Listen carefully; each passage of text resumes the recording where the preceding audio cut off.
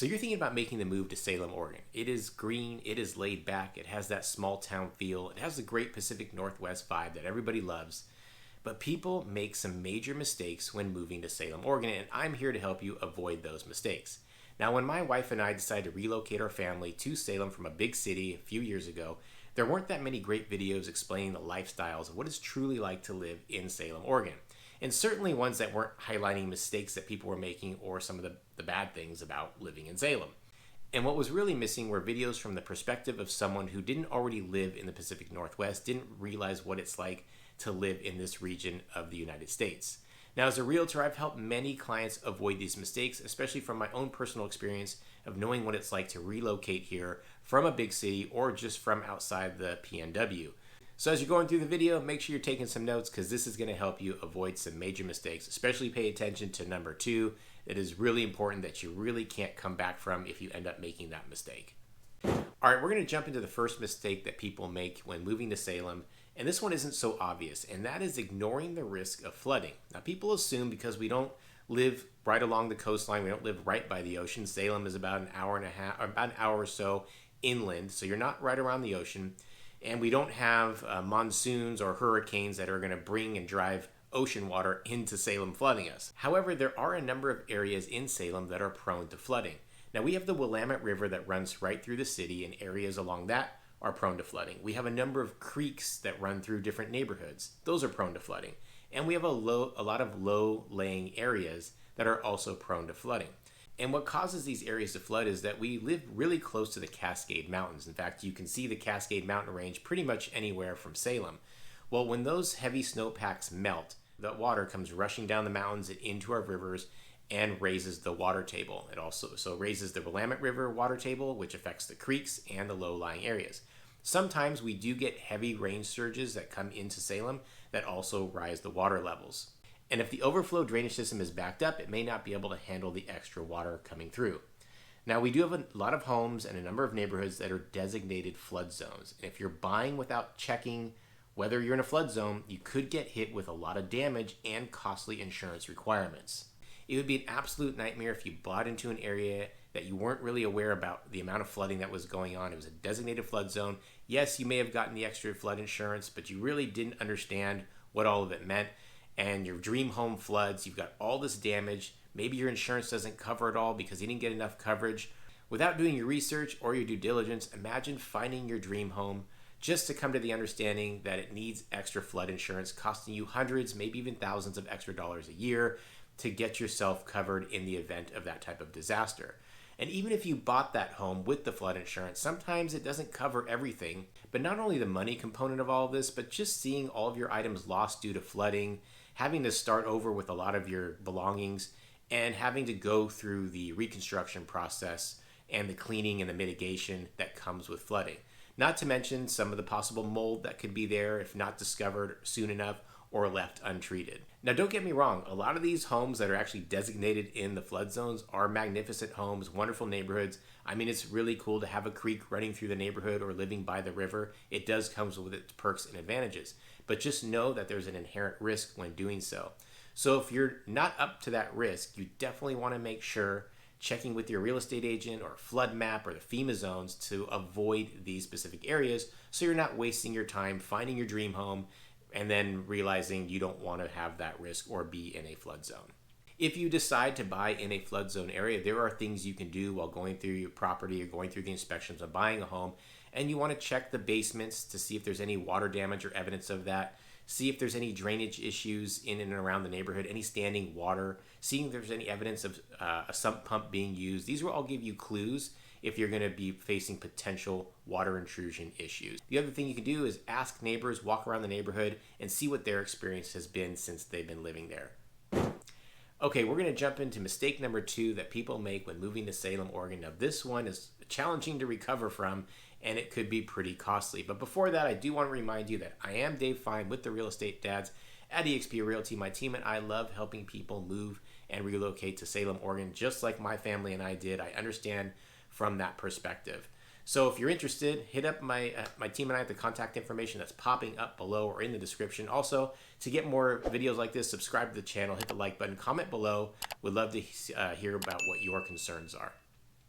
Okay, mistake number 2 is choosing the wrong neighborhood. Choosing the wrong neighborhood can really make you feel disconnected, and you may be feeling, I made the move for a fresh start, but something doesn't feel right. You also may be thinking, how can I really make that big of a mistake with Salem being a smaller city? But you really can. Salem does have very different neighborhoods that will offer you a very different lifestyle. And if it doesn't vibe with you and you've bought that house, it could be costly. Not only is it a pain to actually make a move again after a year or two that you've bought a home and you realize it's not the right spot for you, but it could be costly to you. Most people end up losing money if they have to sell their home within the first 2 or 3 years. Thankfully, none of my clients have had to experience this because we do really deep dives on what's important to them in a neighborhood, what type of lifestyle are they looking for, and we really make sure we hone in on that and focus on that to get them in the neighborhood that's best suited for them. I highly recommend that people spend time in different neighborhoods, walk around, get a feel for it, grab some coffee at some local neighborhood spots, talk to the locals. If you can't do this in person, make sure you're looking at videos like mine to give you a better idea, a better sense of what it's like to live in those specific neighborhoods. When I'm showing clients around, showing them different homes, I love to pick people out of the streets as they're walking in the neighborhood and talk to people that actually live in the neighborhood to give you their real, true sense of what it's like. And they're going to be completely honest with you. Trust me on this. They want to share with you the pros and the cons of what it's like to live there. You can look up homes on all of the real estate websites that you would want, but they don't give you that vibe. I'd say if you really want a good tip, make sure you're talking to the locals, talk to real estate agents that have a good understanding of the neighborhoods, talk to people who've relocated from outside of the area into Salem to get their perspective as well. It'll really help you have a better understanding of what it's like to live in those particular neighborhoods. West Salem is hilly, scenic, newer, and next to the wine country, but crossing the bridge into downtown may be a big issue. And if you want to do any type of big box shopping like Target, Walmart, Costco, it's going to add some time to your commute time. South Salem is more established. It may feel a little bit more suburban, but some areas may feel like you're away from it all and just have too many hills, kind of like West Salem as well. Downtown is a bit more quirky, artsy, historic, close to entertainment, but you also may have some current concerns with homeless element and just being in the general congestion of the Salem area.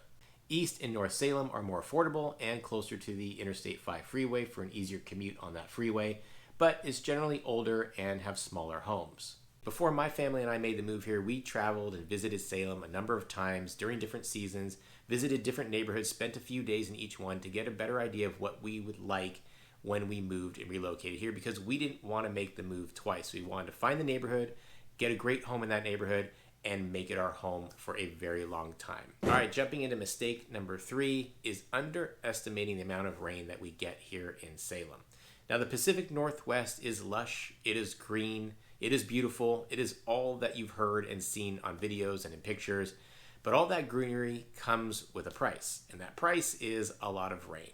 We get about 150 days of rain that comes through the city, pretty much anywhere in the Pacific Northwest. So if you already live in the PNW, you totally get this. But if you are moving from areas that are a little bit sunnier, like I did, having moved from sunny Southern California, it was a big adjustment. I've had clients moving from Arizona, from Texas, used to a lot of great sunshine, and they didn't quite get how much it rained here until they moved here. Now, avoiding the rain is impossible, but you can prepare yourself for what it's like and then prepare yourself for once you move here. We have months and months of overcast skies, drizzle, and a dampness that just kind of seems to linger.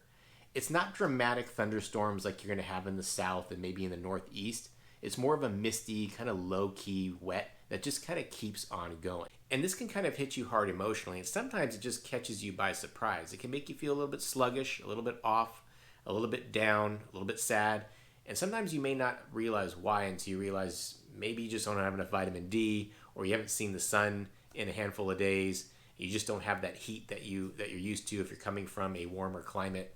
It can have some serious effects on your energy. Now, I'd say that first year was a big adjustment for me. I came from a place that had over 300 days of sun. I love being outside. I love the outdoors. The sun, I feel like, does energize me. But after that first year, I certainly got used to it, and I've come to enjoy all the seasons. And I do greatly appreciate when the sun comes out during the spring and summer. And yes, the sun does come out in the fall and winter. It just doesn't come out nearly as much as you would want it to. There are absolutely some things that you can prepare yourself for this.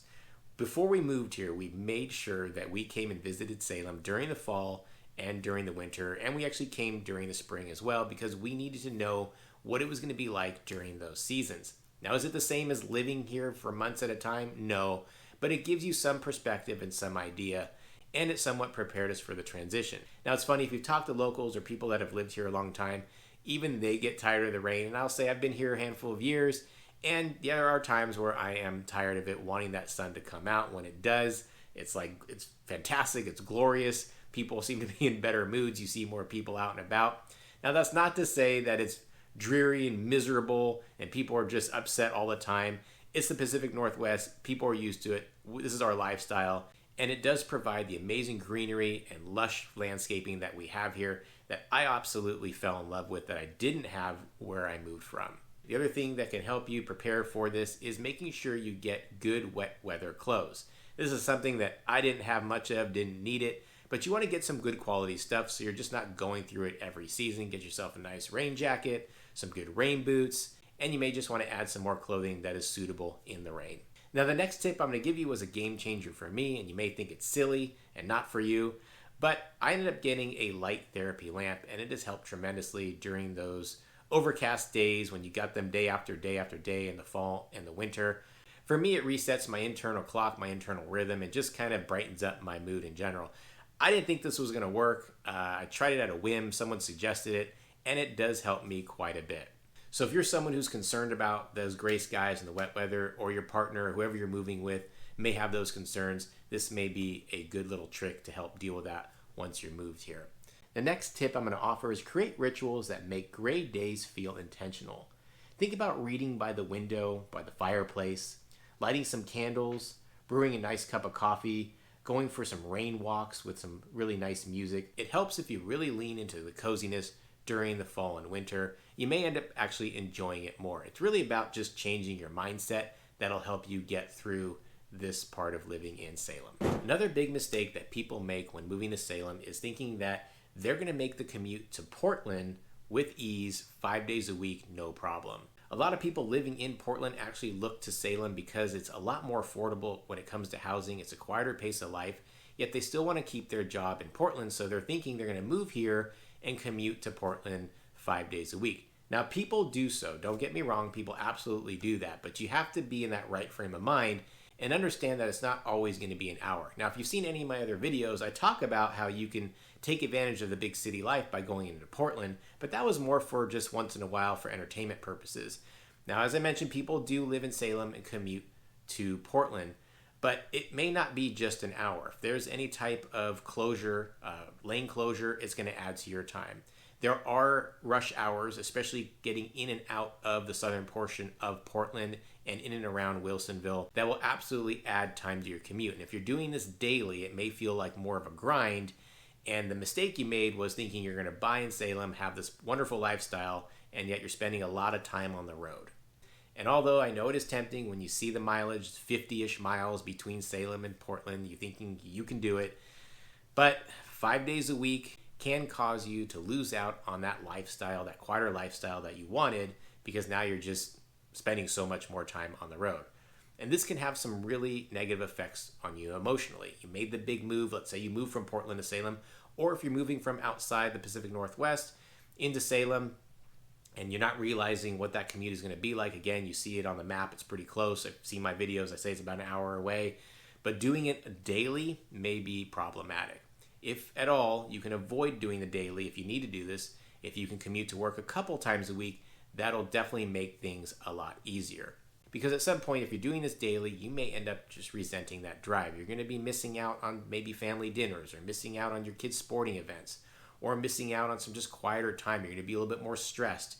You're going to come home feeling more stressed. It just may not be worth doing that commute. If you are working in Portland, you may want to consider areas like Wilsonville, Woodburn, Newburgh, or even Kaiser, which is just a tad north of Salem, just lessening your commute by maybe 15, 20 minutes, depending on where you live in Salem. These are all places my team and I can help you find great homes in if you don't want to have that full-on hour and change commute living in the deeper or more southern parts of Salem. The other thing, of course, you could do is look for more local work or some sort of hybrid schedule if your employer allows that in Portland. I'm just sharing my perspective from someone who moved from outside the Pacific Northwest here, just realizing how close Portland is, how much I can take advantage of going to the city, enjoying all the culture there and all the entertainment. But if I had to do that on a daily, I don't know if I would really want to be in Salem, or at least in the southern portions of Salem. I don't know if I'd want to do that 5 days a week. So again, take my tips. If you can mitigate or lessen that traffic by going in less time or living in the Kaiser or the very most northern sections of Salem or some of those other cities between Salem and Portland, that'll definitely help your commute if you have to go into Portland 5 days a week. The next mistake you're going to want to avoid when moving to Salem is thinking you can move here without having a car. Now on the surface, if you look at a map, Salem looks small enough to manage without a car. But the reality is Salem is pretty spread out and sprawled out. So you're going to need a vehicle when moving and living in Salem. Again, if you're moving here from that big city like I did, you may be thinking it's an opportunity to downsize, just have one car in the family, save a little money there, or just to be more eco-friendly. But the reality is the city of Salem in Oregon isn't really built out to be without a car. We don't have great mass transit system. We don't have the greatest bike lanes that take you all over the place. We don't have those really cool motorized bird scooters that you can just rent throughout the city and get to places. We're just not built for that type of lifestyle. There are a couple specific neighborhoods that you can most likely get away without having a car that I'll highlight a little bit later in this video. Now the good news is driving around Salem is a breeze, especially coming from a big city. Now I moved from Los Angeles, which was massive, but we didn't have great public transportations like you would find in other big cities. We just, again, LA was sprawled out as well, wasn't really built for that. But driving in Salem has been really nice for us. People complain about the traffic if they're locals or people live here a long time. And yes, with more people moving to Salem, there are more cars on the road. It's a little bit more congested, but by no means is it anything compared to big city life.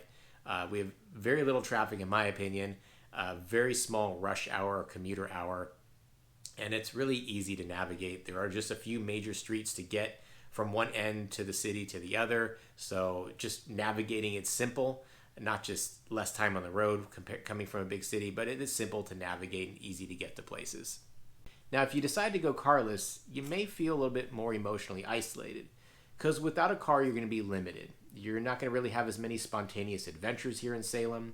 You're not going to make many food runs because you don't have a lot of places that are close to you. And visiting the countryside or the wine country or the coast, the Cascade Mountains, the state park, all of that's going to be a bit more challenging because you don't have the car to get you where you want to go.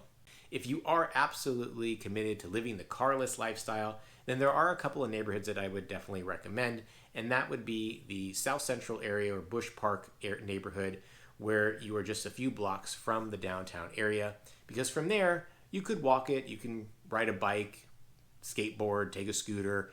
You are close enough to all of the entertainment in downtown that that you wouldn't necessarily need a car. Now, again, if you want that big box shopping experience or you want to get out to some of the state parks, then you're probably going to need a car. This neighborhood is beautiful. You've got a nice neighborhood park, Bush Pasture Park, right in the center of it. Beautiful bungalow and craftsman-style homes. The other neighborhood, that neighborhood's going to be a little south of the downtown area. The neighborhood just north of the downtown area would be the Grant and Highland area. It's similar in that it is historic. It has craftsman-style homes and bungalow-style homes. It's just this area is a little bit, the homes are a little bit smaller. The homes feel a little bit more dated because people haven't come in and revitalized a lot of these homes, but it is a great opportunity for you to do so. And again, it puts you just a few blocks from the downtown area if that's the lifestyle you want and can get away without a car. But just like the other neighborhood I mentioned, any type of big box shopping or easy access to state parks or the wine country, you're going to need some sort of vehicle to get you there. We do have a bus system in Salem. It's called the Chariots. There is a downtown hub, and then there's also a hub in West Salem. And the buses take you throughout the city. It's just, I don't think it takes you everywhere you would want to go or need to go, because you would still need to walk various blocks or maybe attach your bike to the bus and still have to bike somewhere. But it is an option that the city does provide, and people do take that mode of transportation. But the good news is if you do have that car, I'll say parking downtown is fairly easy, and for the most part it is free. There's just a few paid areas that you've got to pay to park in the downtown area. As I mentioned, it's not super congested and easy to navigate. Now, if you like your freedom, I would keep your keys because you're going to need them for your car to get to places. If you love the outdoors, it's a big reason why people move to Salem or the Pacific Northwest in general. The outdoor, the nature, the adventure that has to offer out here, you're going to need a car to get to these places. And I absolutely love how central Salem is to Portland, to the Cascade Mountains, to Eugene, to the coast. And for all of that, you're going to want and need a car to experience all that those places have to offer. Now, I get it. I was in your shoes just a few years ago. My wife and I were looking at Salem as a place to relocate our family to. And when you relocate and move, you want to make as little mistakes as possible. Some of them are unavoidable, and sometimes you just make the mistakes and you learn from them. But in this video, I'm hoping that they gave you some guidance and some things to be prepared for, things that necessarily weren't information that we were privy to before moving here. Want to share with you, especially as a real estate agent. I understand how hard the move can be for you, for your family, the extra stress it puts on. So the least amount of mistakes you can make, the better. Again, if you are thinking about making the move to Salem, hit my team and I up at the contact information that's popping up right now or at the description below.